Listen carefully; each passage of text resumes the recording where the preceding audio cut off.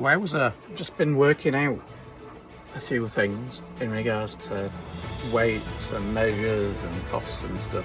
Wow, still got stuff going off in the background, like some orangey bits and some different filaments all over the place. Look, so we've got a few bits to go at,